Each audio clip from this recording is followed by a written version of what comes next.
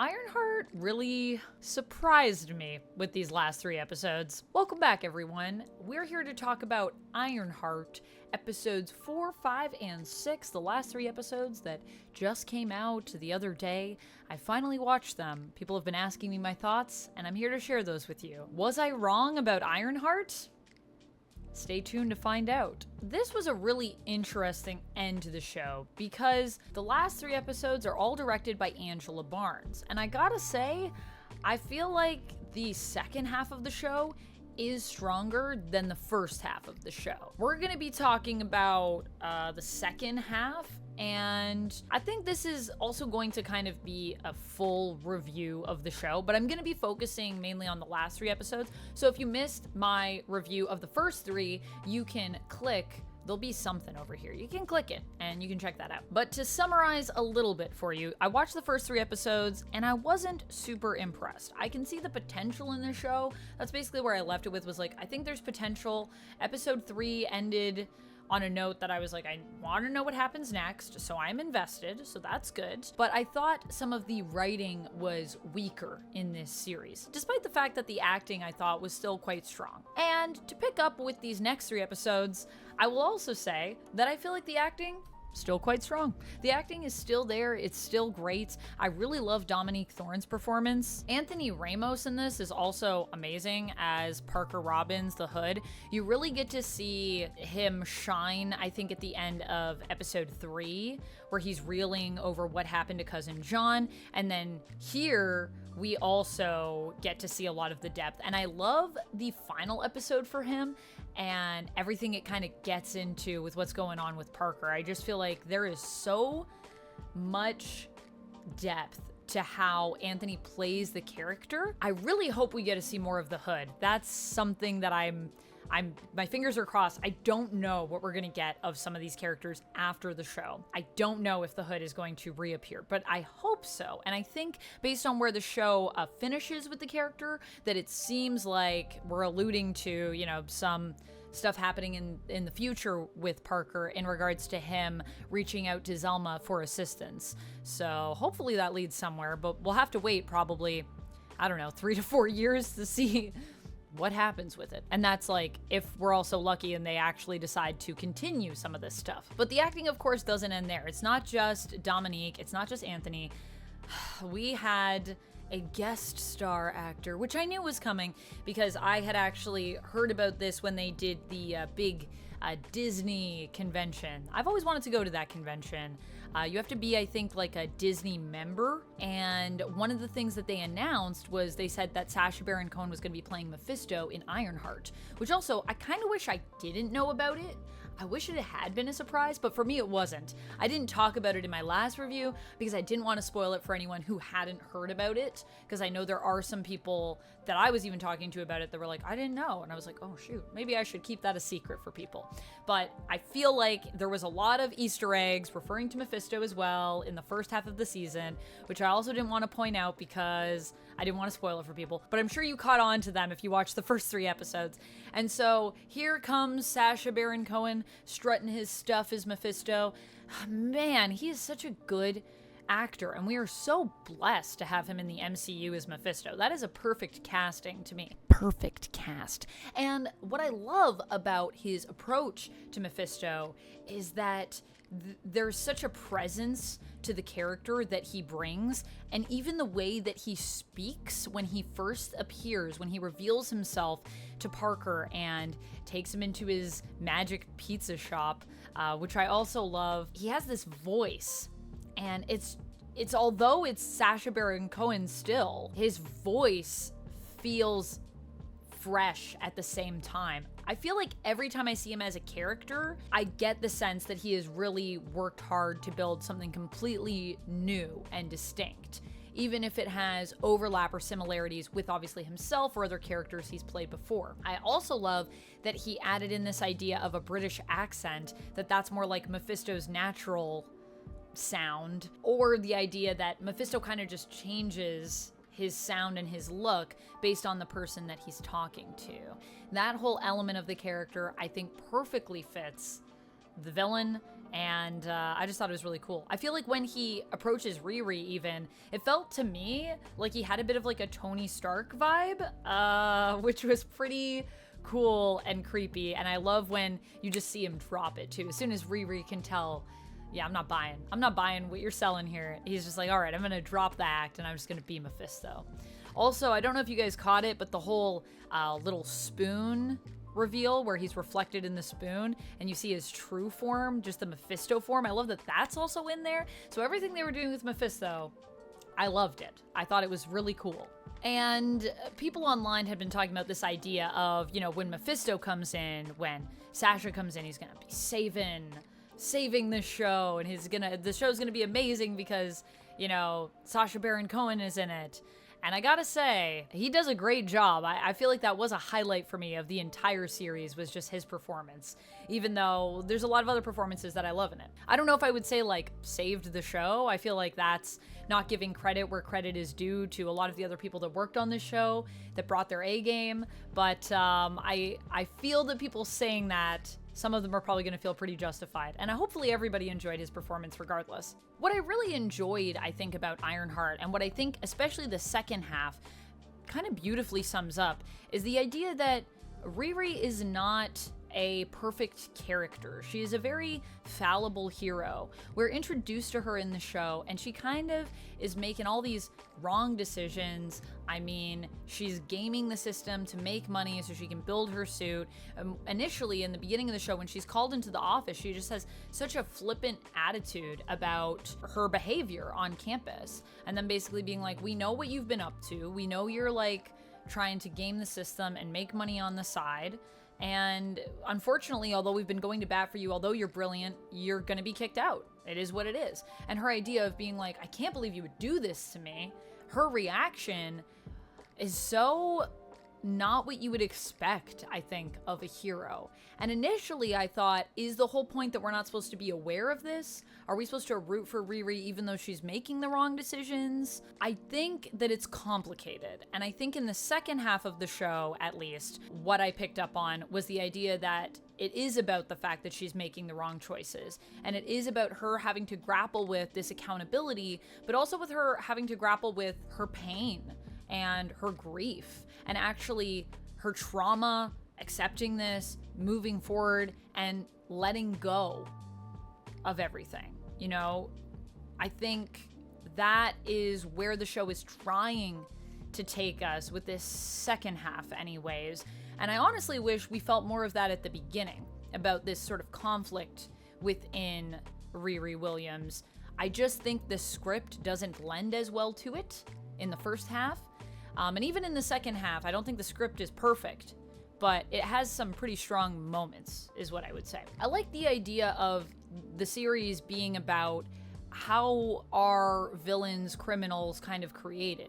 Not that I think Riri is at that level yet or anything like that, but we are seeing a descent. And I mean, the show ends on such an ominous note with her making this deal with Mephisto in order to get Natalie back. I think Natalie, in essence, really sums up the kind of the selfish nature of Riri, because the whole idea of what happened to Gary and what happened to Natalie is something that she can't get over. She can't let go of it. And when they decide to use magic to power her new suit, that whole element of her struggle becomes very apparent, in the sense that Natalie is now erased, probably as a result of that cost that we talked about with the magic, which Selma did let her know about.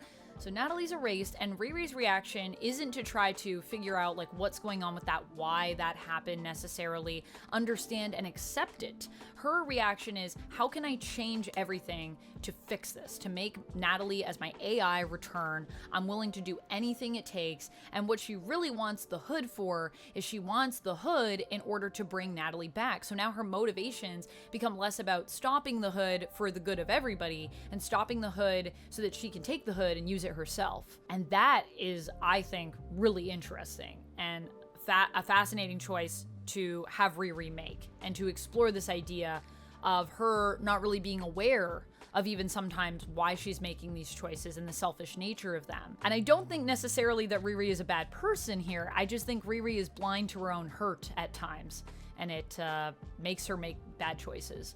And that's why she kind of got into this situation to begin with. And it's interesting because I think there's also a lot of parallels between Riri and Parker in that regard, where they're people that were just kind of dealt this bad lot in life, and because they felt that it wasn't fair to them, they made some selfish choices, which put them in a bad spot. And I mean, I love that Parker calls her out about that. I also love Zeke's character in this, and the fact that we don't actually fully resolve the beef between Zeke and Riri. And I love this idea of them kind of being frenemies. Like, they are kind of friends, but they're also rivals. They have this beef because Riri basically ruined Zeke's life. But at the same time, Zeke also kind of went crazy with the bionic implants and the power. So they both have things to deal with here. And I just think that they're interesting foils for each other. There's an element of like Reed and Doctor Doom that I get with them in a satisfying way. I don't think they're the same as those characters or anything, but I just mean the relationship there feels kind of similar in terms of what we're building the base for. I also love, speaking of comics, how we utilized the kind of fake out of Dormammu potentially being behind Parker's hood scenario, and the idea of Dormammu wanting to use Parker to maybe enter the world, which is actually something that happened in the comics, and so I feel like it was a bit of a red herring with them dropping that. However, at the same time, if you were paying enough attention to episodes 1 through 3, it's kind of ruined by the fact that you can see all these very blatant, like, Mephisto alarms going off in the background of all the shots, the Faust posters, all of that stuff. And of course, the fact that it was revealed that Sacha Baron Cohen was going to be playing Mephisto, who of course was going to be the main villain of this. So yeah, I wish there was more of a Dormammu red herring for myself. I thought that was a cool choice though. Speaking of Zelma's involvement as well, I like Zelma, and I like all the ties to kind of the magical world. I like the idea of this being a story about someone that's really good at tech and then having to kind of deal with the mystical elements, having a magical antagonist here who is the Hood, and also Riri just not understanding magic but trying to make sense of magic as though it were science. I always think that's fascinating when we blend those two worlds. I also love the idea that she has a magic powered suit. The one thing I will say about the suit, I like the whole suit design. I like her using the car that her dad left her to build the suit. I thought that was super sweet. But what's happening with the heels on the suit? Did we just give the suit heels because we were like, Riri's a lady, she needs to have high heels on her suit? I like the wheels. I think the wheels are cool, but I would say get rid of the heel and just have the wheels on the heels that can come out or go in. Basically, make her suit like Heelys is what I thought would be fun. I think the heels is a strange choice, but the rest of the suit I think looks really cute, and I like the little Ironheart element. I thought it was cute how we gave that more of a story in terms of what it means to Riri, and we explored that, although at times it does feel a bit cheesy. I think that's overall how I feel about this show. I think when it hits, and then there are moments when it feels like it's a bit too tropey or a bit too cheesy, to the point that I will admit there were moments when I was watching this show where it made me question, is the show the problem? Am I getting tired of superheroes? Is that the problem? Is it becoming too typical? Am I too able to predict things and I'm just not enjoying it as much because of that? But honestly, I think it's just that this show sometimes is tropey in a bad way. Now, that's not all the time, and I think overall the end of the series really elevated it. I think the whole explanation of the location of Parker's hideout, I think everything that was happening with Parker is cool, even though I felt like his confrontation with his dad was a little... The whole idea of his dad being like, look, you were 12 and I was kind of over having a son and you were too difficult. I thought that was a little crazy, but I like that it's personal. I like that we deal a lot with this idea of legacy in terms of our parents and what we do with that, how it informs who we are, and how sometimes it's hard to escape kind of becoming your parents. I feel like we explore that a lot with Zeke in a really fascinating and interesting way. So the characters are interesting. I just wish that the story came together a little bit more cohesively, And I think that's also kind of what happens when you split it up like this, where you have one director for the first batch and another director for the second batch.